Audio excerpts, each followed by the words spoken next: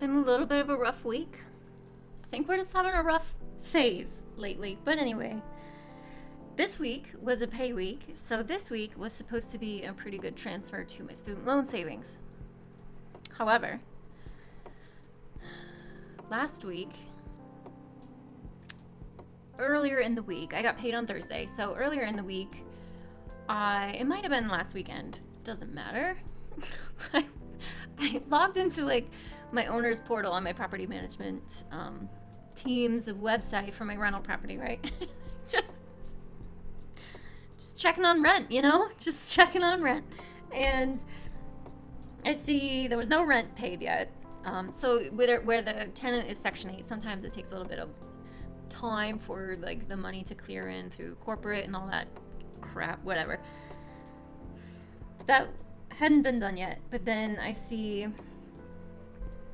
a $302 charge for some kind of appliance maintenance or whatever it's called. So it's like, oh man.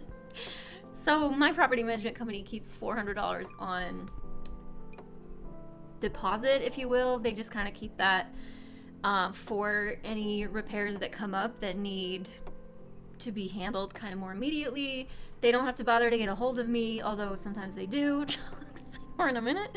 But they don't have to call me. It's just like a general understanding. Part of the agreement I signed was like a $400 deposit kept by them for repairs that don't need to wait on my permission. So I'm fine with that. So that was $302.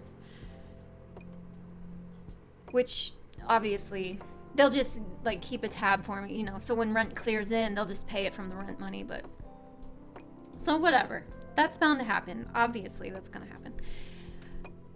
The next morning, I wake up to an email in my inbox from someone from the property management team from corporate side of things. He's someone I like got on the phone with when I was being first introduced to the property management company before, or I guess during the process of even buying the rental property. But he sends me an email and he's like, sorry, I don't know what happened. This invoice must have got lost in the corporate world somewhere, some damn thing.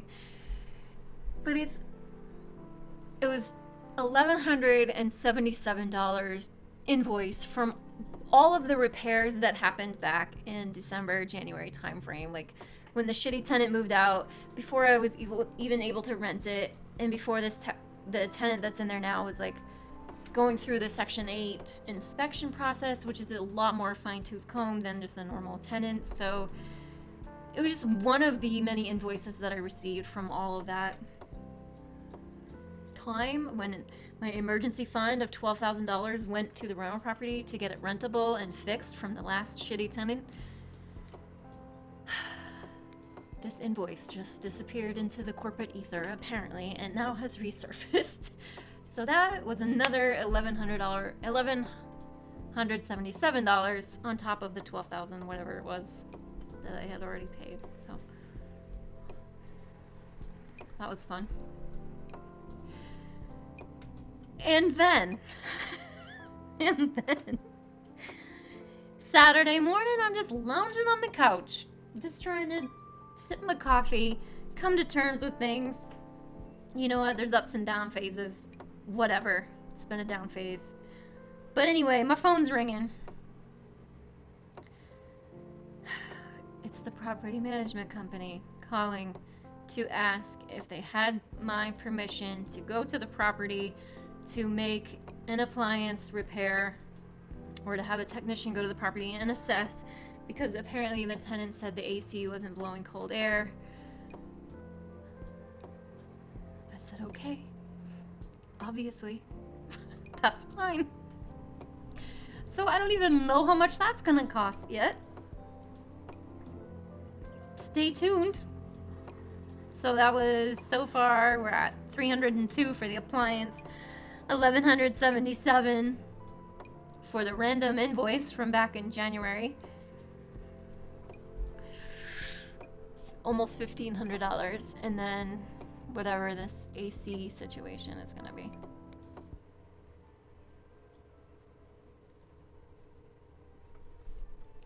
Needless to say, I'm not making any transfers today to my student loan savings.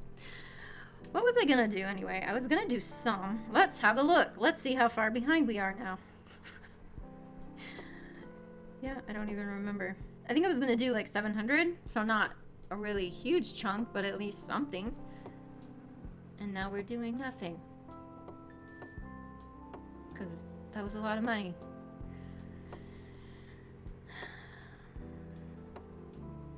Just when I thought things were profitable, right? I'm so funny. I'm so funny. Oh, the universe has other plans. And that's okay. Please don't take this moment of discouragement as overall discouragement. So don't even come at me in the comments. I don't need to hear it. Because every time I say anything slightly, maybe even addressing some kind of backstep, people gotta be all over it and be like, oh, this is why real estate investing is shitty. No thank you.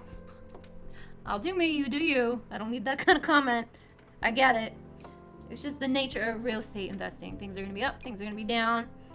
Sometimes it's gonna take a little bit for you to get profitable, and that's okay. That's why I bought this property while I still have my job. It's okay. All right? But what I did do, you know, I couldn't resist, you guys. Crypto dropped. By crypto, I mean Bitcoin dropped to its lowest it has been in over a year. Over the weekend, so I just dumped 20 bucks in there. I'll put that screenshot up on the screen, but I couldn't resist. I don't know. F it. It's 20 bucks, right? So there's my transfer for the week. Can't say as though next week's gonna be looking any better because I'll still be in the same pay period, but it's okay. I'll find something, right? We always do. And it doesn't matter. Doesn't matter if it's $1. Doesn't matter if it's $1,000. A transfer is a transfer, and a teeny tiny step towards your goals is all that matters. So, again, just feeling a little down about the whole situation. During this downtime of contemplation and trying to sit at home and not spend any money, since a lot of money just went back out the door, I actually decided to revamp my 5-year goals. Y'all know my vision board. I'm sure you've seen that beauty if you've been here for a while. If not, hang on. Ooh, she's a beaut. She's a beaut. Again, it looks like a 5-year-old did it, but we love it. I think I made this back in 2020. I'm guessing. Yeah. It's cute, I guess, if you're a little kid. But, basically, I've come to the conclusion that saving anywhere between $30,000 to $45,000 a year towards my student loans, on top of thinking I'm going to be buying a rental property every year,